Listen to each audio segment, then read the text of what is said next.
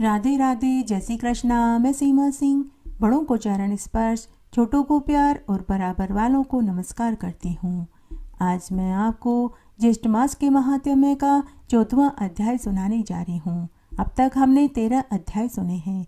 आशा करती हूँ आपको सभी अध्याय अच्छे लग रहे होंगे।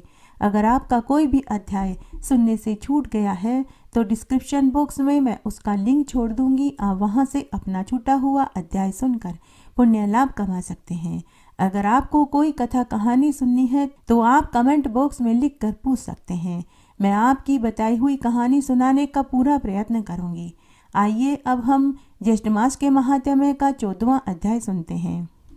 सभी ऋषि मुनि स्कंद मुनि से पूछने लगे कि हे स्कंद मुनि जी, मोक्ष प्राप्ति का क्या उपाय है? कृपया करके आप हमें विस्तार से सुनाइए। आपके द्वारा सुनाई हुई सभी कथा कहानियों को सुनकर हम कृतकृत्य हो रहे हैं। तब स्कंद मुनि ऋषि मुनियों से बोले कि हे ऋषि मुनियों, तुमने मनुष्य की भलाई के लिए बहुत अच्छा प्रश्न किया है। अब मैं तुम्हें मोक्ष प्राप्ति का उपाय बताता हूँ। भगवान विष्णु ही मोक्ष दाता है। कर्म से दह मिलता है। दहधारी जीव कामना से बंधता है। काम से वह लोभ के वशीभूत होता है और लोभ से क्रोध के अधीन हो जाता है।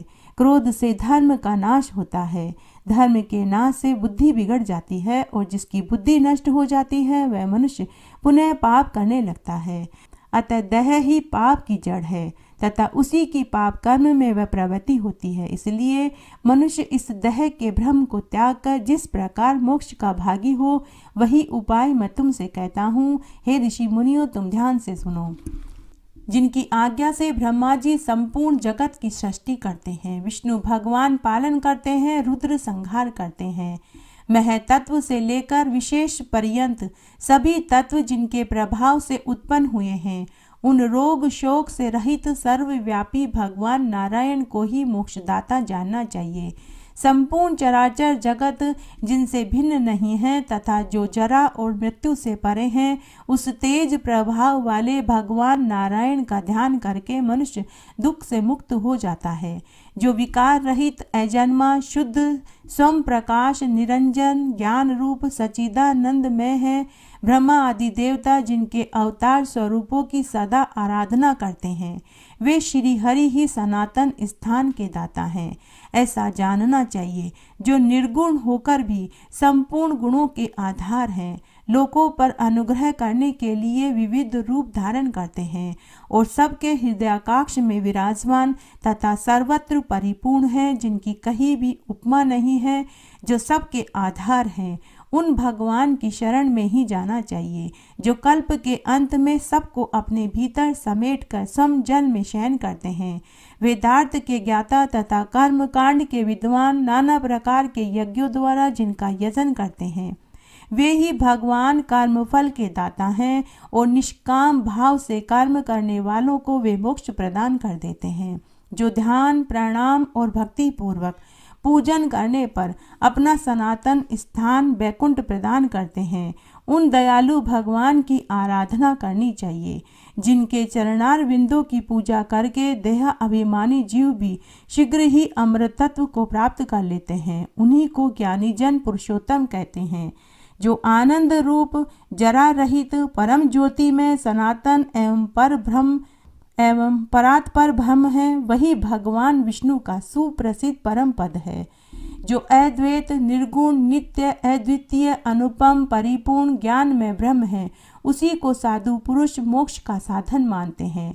जो योगी पुरुष योग माया की विधि से ऐसे परम तत्व की उपासना करता है, वह परम पद को प्राप्त होता है। जो सब प्रकार की आसक्तियों का त्याग करने वाला, शम दम आदि गुणों से युक्त, काम और दोष से रहित है, वही योगी परम पद को प्राप्त होता है। विचार करने वाले ज्ञानी पुरुष कहते हैं कि परम मोक्ष ज्ञान से ही प्राप्त होता है। उसका ज्ञान मूल है, भक्ति और भक्ति का प्राप्त होती है। कर्म करने वालों को भक्ति का लेश मात्र होने से भी अक्षय परम धर्म संपन्न होता है। सब पापों का नाश होने पर निर्मल बुद्धि का उदय होता है। वह निर्मल बुद्धि ही ज्ञानी पुरुषों द्वारा ज्ञान के नाम से बताई गई है। ज्ञान को मोक्ष देने वाला कहा गया है। वैसा ज्ञान योगियों को होता है। कर्म योग और ज्ञान योग, इस प्रकार दो प्रकार के योग कहे गए हैं। कर्म योग के बिना मनुष्यों को ज्ञान योग सिद्ध नहीं होता। अतः क्रिया योग में तत्पर होकर श्रद्धा पूर्वक भगवान श्री हरि की पूजा करनी चाहिए। ब्राह्मण, भूमि, अग्नि, सूर्य, जल, धातु, हृदय तथा चित्र नामावली, ये भगवान केशव की 8 प्रतिमाएं हैं। इनमें भक्ति पूर्वक भगवान का पूजन करना चाहिए। अतः मन, वाणी, क्रिया द्वारा दूसरों को पीड़ा न देते हुए भक्ति भाव से संयुक्त हो सर्वव्यापी भगवान विष्णु की पूजा करनी चाहिए। अहिंसा, सत्य, क्रोध का अभाव, ब्रह्मचार्य, अपरिग्रह, ईर्ष्या का त्याग करना, दया, ये सद्गुण ज्ञान योग और कर्म योग दोनों में समान रूप से आवश्यक हैं। जो पुरुष समस्त प्राणियों को अपने आत्मा के ही समान मानते हैं, वे ही देवाधिदेव चक्र सुदर्शनधारी भगवान विष्णु के परम भाव को जानते हैं। जो असूया में संलग्न हो, जो दूसरों के दोष देखने में संलग्न हो, तपस्या, पूजा और ध्यान में प्रवृत्त होता है, उसकी वह तपस्या, पूजा, ध्यान सब व्यर्थ होते हैं। इसलिए शम, दम आदि गुणों के साधन में लगकर विधि पूर्वक क्रिया योग में तत्पर होकर मनुष्य अपनी मुक्ति के लिए भगवान विष्णु की पूजा करनी चाहिए। जो संपूर्ण लोकों के हित साधन में तत्पर हो, मन वाणी क्रिया द्वारा देवेश्वर भगवान विष्णु का भली भांति पूजन करता है, जो जगत के कारणभूत सर्वांतयामी एवं सर्व पापहारी सर्वव्यापी भगवान विष्णु की स्रोत आदि के द्वारा स्तुति करता है, वह कर्म योगी कहा गया है।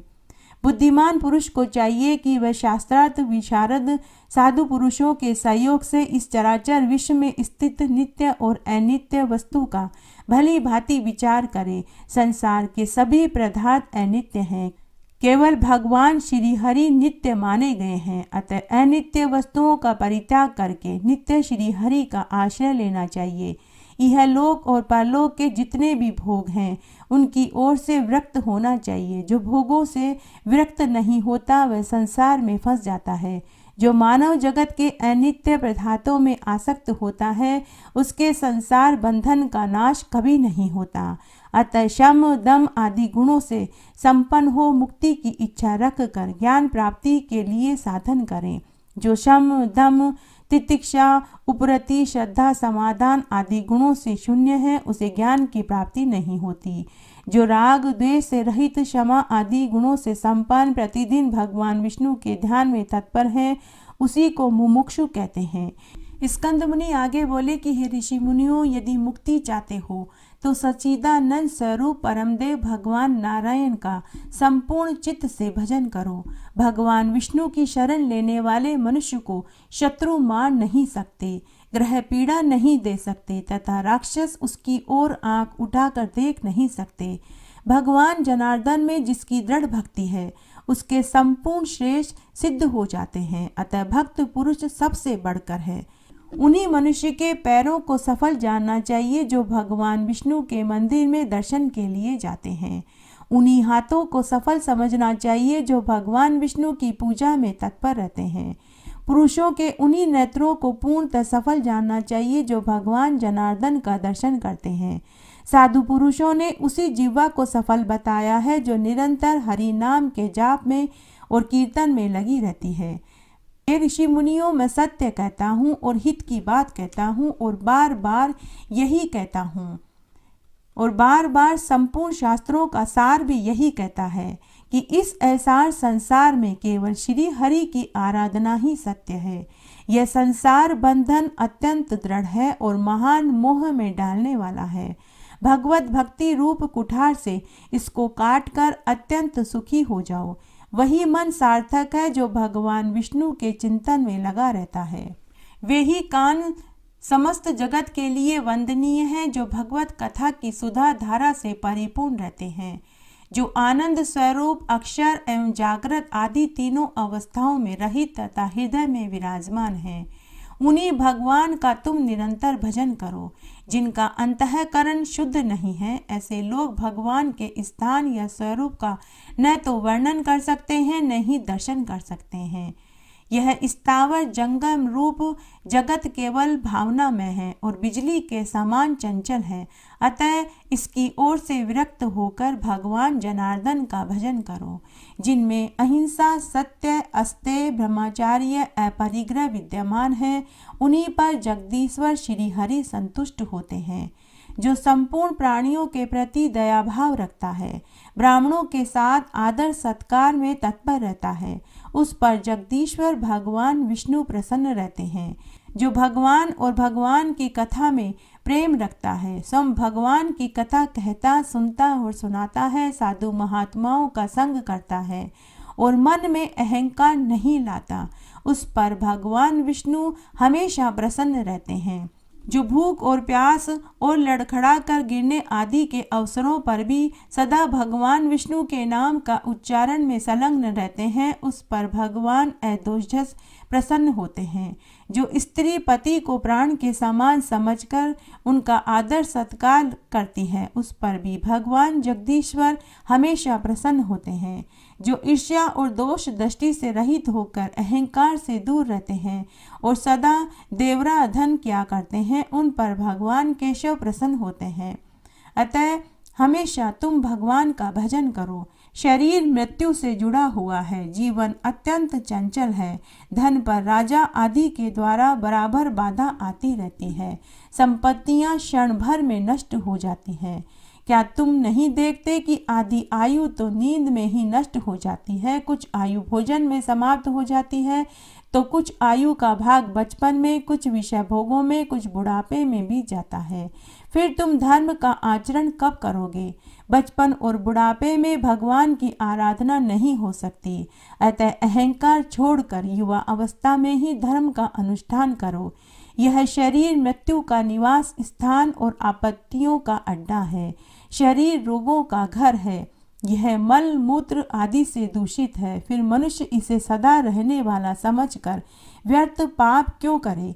यह संसार असार है, इसमें अनेक प्रकार के दुख भरे हैं। निश्चय ही यह मृत्यु से व्याप्त है, अतः इस पर विश्वास नहीं करना चाहिए।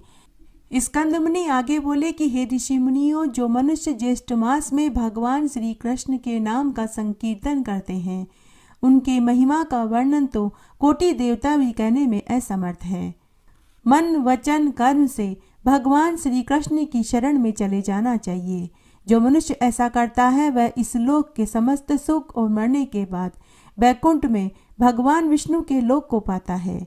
जो मनुष्य ज्येष्ठ मास में कृष्ण कृष्ण कृष्ण कहकर नित्य स्मरण करता है, वे मनुष्य जल को भेदन कर कमल के समान नरक से उद्धार हो जाते हैं। जो मन बहलाने से, दंभ से, मूढ़ता वश से, मोह से, लोभ से, छल से भी भगवान श्री कृष्ण के नाम का भजन कर लेते हैं, तो उनके सभी दुखों को भगवान श्री कृष्ण दूर कर देते हैं। जो लोग मृत्यु के समय कृष्ण नाम का पाठ करते हैं, वे पाप युक्त होने पर भी यमराज को कभी नहीं देखते। जिन्होंने युवा अवस्था में समस्त पापों को किया है, परंतु अंत समय में कृष्ण नाम का संकीर्तन कर लिया, वे निसंदेह विष्णु लोक को जाते हैं। मरण के समय विवश होकर भी जो मनुष्य नमः कृष्णाय महते ऐसा कह दे, तो भी वे कृष्ण के समीप बैकुंठ में गोलोक में चले जाते हैं। जिसका कृष्ण नाम के उच्चारण के साथ प्राण निकलता है, वह प्राणी स्वर्ग को जाता है। दूर से ही यमराज उसको स्वर्ग में जाते हुए देखते हैं। जो कृष्ण कृष्ण कहता हुआ शमशान में मरता है, तो वह विष्णु लोक को सीधे पहुंच जाता है। कृष्ण भक्त के दर्शन करके भी अगर किसी व्यक्ति की मृत्यु हो जाती है, तो वह भी भगवान के लोक को पाता है। प्रज्वलित पाप रूपी अग्नि का भय मत करो, क्योंकि उसका श्री कृष्ण नाम रूपी मेघ से उठे हुए जल बिंदु से शमन हो जाएगा। कलयुग रूपी सर्प के तीक्ष्ण ढांड का क्या भय, जो कि कृष्ण नाम रूपी काष्ठ से उठी अग्नि से जल कर नष्ट हो जाता है। पाप रूपी अग्नि से दग्ध कर्म व्यापार से रहित मनुष्यों के लिए बिना श्री कृष्ण स्मरण के दूसरी कोई औषधि नहीं है। जैसे प्रयाग में गंगा, शुक्ल तीर्थ में कुरुक्षेत्र में सरस्वती श्रेष्ठ है। संसार रूपी समुद्र में निमग्न और महापाप रूपी मनुष्य के बिना श्री कृष्ण स्मरण के दूसरी गति नहीं है। मृत्यु के समय उपस्थित होने पर भी जो मनुष्य श्री कृष्ण स्मरण की इच्छा नहीं करते, उन परलोकगामी पापियों के बिना श्री कृष्ण स्मरण के दूसरा पाथेय नहीं है। जिसके घर में प्रतिदिन कृष्ण कृष्ण के नाम का कीर्तन होता है, उस घर में गया, काशी, पुष्कर, कुरुक्षेत्र सभी तीर्थों का वास माना जाता है। जिसकी जीवा निरंतर कृष्ण कृष्ण कृष्ण कहती है, उसी मनुष्य का जीवन सफल है, वही सुख का भागी है। जिसने एक बार भी हरि इस 2 अक्षर नाम का उच्चारण कर लिया, उसने सामीप्य मोक्ष के गमन के लिए कमर कस कर तैयारी कर ली हो। हरि इस नाम की पापों के नाश करने में जितनी शक्ति है, उतना पाप करने के लिए पातकी मनुष्य भी समर्थ नहीं है। कृष्ण कृष्ण इसके कीर्तन करने से मनुष्य का शरीर मन दुखी नहीं होता तथा कभी पाप में लिप्त भी नहीं होता और कभी विकलता भी नहीं आती। जो मनुष्य कलयुग में श्री कृष्ण इस पथ्य वचन का त्याग नहीं करता, उसी मनुष्य के मन में पाप रूपी रोग कलयुग में नहीं आता। श्री कृष्ण के नाम का उच्चारण करते समय मनुष्य को जानकर यमराज उसके 100 जन्मों के अर्जित पापों को धो देते हैं।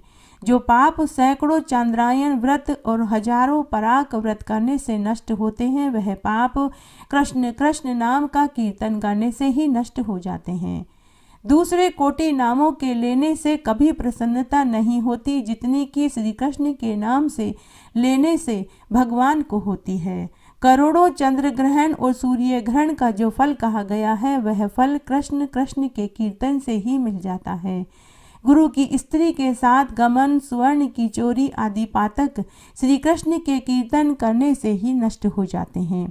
यदि अगम्य स्त्री के साथ गमन आदि महान पापों से युक्त होने पर अंत समय में एक बार श्री कृष्ण के नाम का उच्चारण कर लिया, तो उसके भी जीवन भर के समस्त पाप धुल जाते हैं। जो अपवित्र मन वाला है, वह बिना आचार पालन के भी अंत समय में श्री कृष्ण कीर्तन से प्रेतत्व को प्राप्त नहीं होता। जो जीवा से कलयुग में श्री कृष्ण का गुणगान नहीं करते हैं, ऐसी वह दुष्ट जीवा मुख में न होकर रसातल को चली जाए, अर्थात नष्ट ही क्यों न हो जाए। कलयुग में जो जीवा श्री कृष्ण के गुणों का कीर्तन करती है, वह अपनी हो या दूसरे के मुख की हो, सदा वंदना करने योग्य है। जो जिह्वा दिन रात श्री कृष्ण के गुणों का कीर्तन नहीं करती, वह उस मनुष्य के मुख में जिह्वा के रूप में पापालता कही गई है। जो जिह्वा श्री कृष्ण श्री कृष्ण श्री कृष्ण भगवान नाम का उच्चारण नहीं करती, वह रोग रूपिणी जिह्वा है। ऐसी जिह्वा गिरकर 100 टुकड़े हो जाए। जो मनुष्य प्रातःकाल उठकर श्री कृष्ण के नाम के महात्म्य को पढ़ता है, सुनता है या सुनाता है, उसके लिए भगवान कल्याण करने वाले होते हैं, इसमें कोई संदेह नहीं है। जो मनुष्य तीनों संध्याओं में अर्थात प्रातःकाल, मध्याकाल और सायंकाल में श्री कृष्ण नाम के महात्म्य को पढ़ते हैं, वे अपने समस्त कामनाओं को प्राप्त करते हैं और मरने के बाद परम गति को प्राप्त होते हैं। वेदों का कथन है कि कृष्ण नाम से बढ़कर दूसरा न कोई नाम हुआ है न होगा। जो मनुष्य कृष्ण नाम का उच्चारण करता है, उसका नरक से उसी प्रकार उद्धार होता है जैसे कमल जल का भेदन करके उसके ऊपर निकल आता है। जो सभी पापों को धो दे, वह नाम कृष्ण का है, अर्थात कृष्ण के नाम का जाप करने मात्र से मनुष्य 7 जन्मों के पापों से छूट जाता है। आइए इस संबंध में हम एक पौराणिक कहानी सुनते हैं। एक बार एक वन में बहुत से साधु महात्मा यज्ञ, हवन और तपस्या कर रहे थे। तब वे वृक्ष के पत्तों पर चंदन से कृष्ण कृष्ण कृष्ण नाम लिखकर कृष्ण भगवान के नाम के जाप की स्तुति कर रहे थे। उसी वन में एक ग्वाला अपनी बकरियों को चराने आया था। तब एक बकरी ने कृष्ण नाम का पत्ता खा लिया। शाम को हमेशा की तरह ग्वाला अपनी बकरियों को लेकर घर आया और उन्हें बाड़े में डाल दिया। तब सभी बकरियां तो मैं करती, लेकिन जिस बकरी ने कृष्ण नाम का पत्ता खाया, वह कृष्ण कृष्ण करने लगी। तब सभी बकरियों ने उससे कहा कि हमारी भाषा छोड़कर तुम यह कौन सी भाषा बोल रही हो। तो उस बकरी ने कहा कि मैंने कृष्ण नाम का पत्ता खाया है, तो मैं मैं करना भूल गई हूँ। अब मैं केवल कृष्ण कृष्ण के नाम का ही जाप करूँगी। तुम भी कृष्ण कृष्ण के नाम का जाप किया करो। लेकिन अन्य बकरियों ने उसे सींगों से मार मार कर बाड़े के बाहर कर दिया। जब ग्वाले ने अर्धरात्रि में बकरी को बाड़े के बाहर देखा तो उसने फिर से उस बकरी को बाड़े में घुसा दिया। लेकिन अन्य बकरियों ने फिर से उसे सींगों से मार मार कर बाड़े के बाहर कर दिया। ऐसा 3-4 बार हुआ। तब चौथी बार ग्वाले ने फिर से बकरी को बाड़े के बाहर देखा तो वह मनी मन सोचने लगा कि शायद इस बकरी को कोई असाध्य रोग हो गया है, इसीलिए अन्य बकरियां इसे बाड़े से बाहर धकेल रही है। मुझे इस बकरी को ले जाकर वन में छोड़ देना चाहिए, नहीं तो मेरी अन्य बकरियां बीमार हो जाएगी। ऐसा सोचकर वह ग्वाला उस कृष्ण नाम के पत्ते को खाने वाली बकरी को ले जाकर घने जंगल में छोड़ आया। तब उस बकरी को एक चोर ने चुरा लिया और उसे ले जाकर अन्यत्र गांव में एक किसान को बेच दिया। किसान ने देखा कि वह बकरी मैं की बजाय कृष्ण कृष्ण बोल रही है। जब किसान ने उस बकरी का दूध ले जाकर के गांव में बेचा तो सभी को उस बकरी का दूध स्वादिष्ट और मीठा लगा। धीरे धीरे उस बकरी की ख्याति पूरे गांव भर में फैल गई कि किसान की यह बकरी मैं की बजाय कृष्ण कृष्ण बोलती है। तब एक बार की बात है, उस नगर के राजा की माँ अर्थात राजमाता बीमार हो गई। राजा ने अपनी माँ का बहुत इलाज करवाया लेकिन कोई असर नहीं हुआ। तब राज ज्योतिषी ने राजा से कहा कि हे महाराज, हमारे ही गांव में एक किसान के पास एक बकरी है जो कृष्ण कृष्ण के नाम का जाप करती है। अगर उस बकरी को राजमाता के पास लाकर बांध दिया जाए तो राजमाता जल्दी ही ठीक हो जाएगी। तब राजा ने उस किसान से मुंह मांगी कीमत पर वह बकरी खरीद ली और लाकर राजमाता के पलंग के पास बांध दी। तब वह बकरी पूरे समय कृष्ण कृष्ण के नाम का जाप करने लगी तो कुछ ही दिनों में राजमाता स्वस्थ और तंदुरुस्त हो गई। यह देखकर उस बकरी की ख्याति बढ़ गई। जब उस बकरी का दूध राजमाता को पिलाया गया तो राजमाता और भी स्वस्थ हो गई। यह है कृष्ण नाम की महिमा, जिसका जाप करने मात्र से न केवल राजमाता स्वस्थ हो गई बल्कि उस किसान की गरीबी भी दूर हो गई। आइए इस अध्याय में हम ज्येष्ठ मास के स्नान की एक पौराणिक कहानी सुनेंगे। एक बार एक किशन नाम का एक लड़का था। वह अनाथ था। जब उसकी आयु 5 साल की थी तब वह एक आश्रम में पहुंच गया। वहां एक साधु सन्यासियों की टोली में रहने लगा। फिर एक साधु ने उसे शास्त्र की विद्या सिखाई।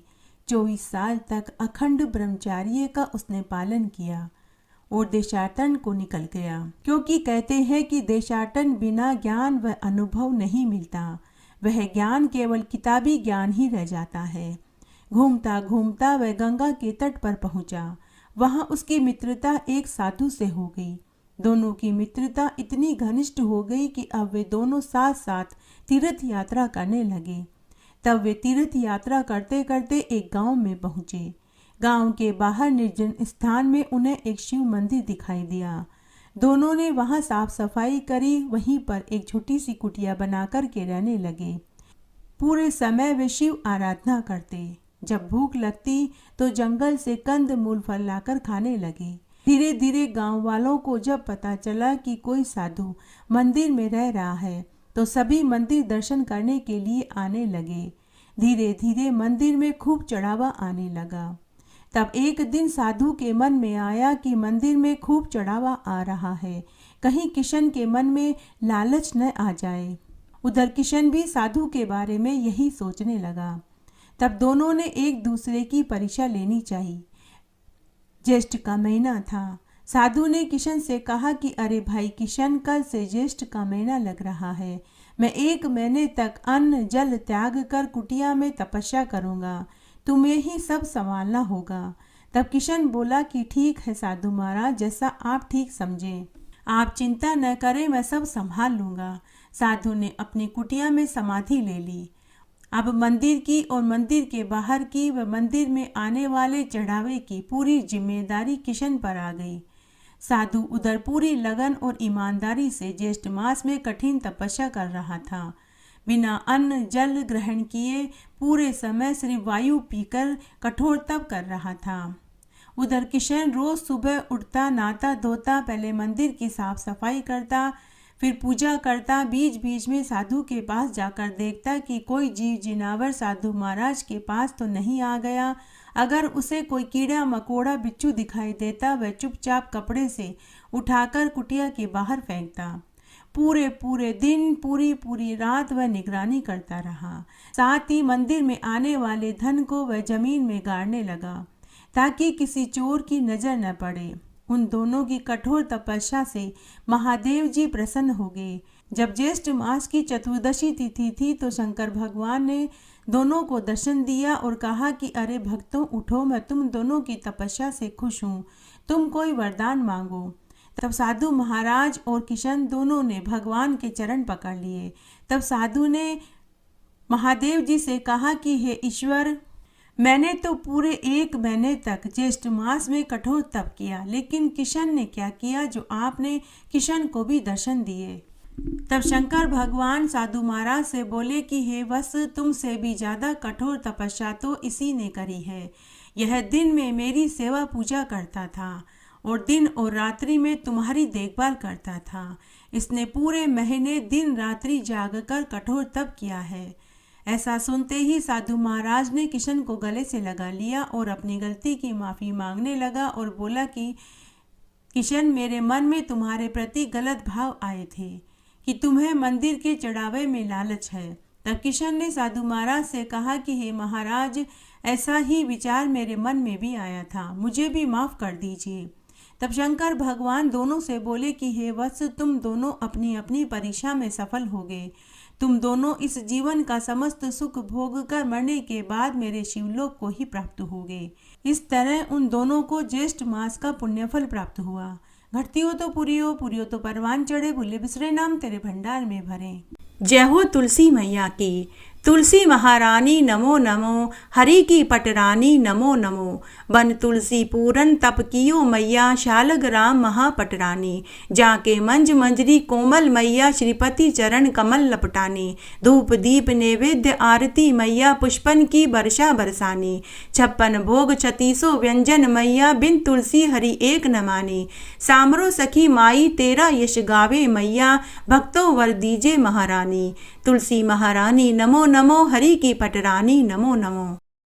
ज्येष्ठ मास में सभी कथा कहानियों के साथ में भगवान महादेव की आरती जरूर बोलनी चाहिए, तभी ज्येष्ठ मास के महात्म्य को सुनने का फल प्राप्त होता है। आइए अब हम ज्येष्ठ मास में भगवान महादेव की आरती बोलते हैं। आप भी मेरे साथ इस आरती को बोलिए। ओम जय शिव ओंकारा, सनिहर शिव ओंकारा, ब्रह्मा विष्णु सदा शिव अर्धांगी धारा। ओम हर हर हर महादेव, एकानन चतुरानन पंचानन राजे, शिव पंचानन राजे। हंसासन गरुड़ासन वृषवाहन साजे। ओम हर हर हर महादेव। 2 भुज 4 चतुर्भुज 10 भुज के सोवे, शिव 10 भुज के सोवे। तीनों रूप निरखता त्रिभुवन जन मोहे। ओम हर हर हर महादेव। अक्षमाला वनमाला मुंडमाला धारी, शिव मुंडमाला धारी। त्रिपुरारी रघुरारी कर कमला धारी। ओम हर हर हर महादेव। श्वेतांबर पीतांबर बादांबर अंगे, शिव बादांबर अंगे। सनकादिक ब्रह्मादिक भूतादिक संगे। ओम हर हर हर महादेव। करके मध्य कमंडल चक्र त्रिशूल धरता, शिव चक्र त्रिशूल धरता। सुख करता दुख हरता, जग पालन करता। ओम हर हर हर महादेव। 64 योगिनी गावत नृत्य करत भेरू, शिव नृत्य करत भेरू। बाजत ताल मृदंगा और बाजत डमरू। ओम हर हर हर महादेव। लक्ष्मी वर सावित्री पार्वती संगे, शिव पार्वती संगे। अर्धांगी गायत्री सिर सोहे गंगे। ओम हर हर हर महादेव। काशी में विश्वनाथ विराजे, नंदो ब्रह्मचारी शिव नंदो ब्रह्मचारी। नितूट दर्शन पाऊँ नितूट भोग लगाऊँ महिमा अति भारी। ओम हर हर हर महादेव। ब्रह्मा विष्णु सदा शिव जानत अविवेका शिव जानत अविवेका। प्रणवाक्षर के मध्य ये तीनों एका। ओम हर हर हर महादेव। त्रिगुण स्वामी जी की आरती जो कोई जन गावे शिव जो कोई जन गावे। कहत शिवानंद स्वामी मन वांछित बल पावे। ओम हर हर हर महादेव। ओम जय शिव ओंकारा बोले हर शिव ओंकारा। बोले पार्वती का प्यारा बोले ओढ़त नग छाला। बोले बरसत जल धारा बोले पीवत भंग प्याला। बोले पहनत मुंड माला बोले भोलेनाथ सदा शिव काशी विश्वनाथ सदा शिव पार्वती का प्यारा। ओम हर हर हर महादेव। इस तरह आज हमने ज्येष्ठ मास के महात्म्य का 14वां अध्याय सुना। आशा करती हूँ यह आपको जरूर पसंद आएगा। मेरे साथ बने रहने के लिए आपका धन्यवाद। आगे आने वाली कथा कहानियों के लिए भी आप इसी तरह मेरे साथ बने रहें। धन्यवाद।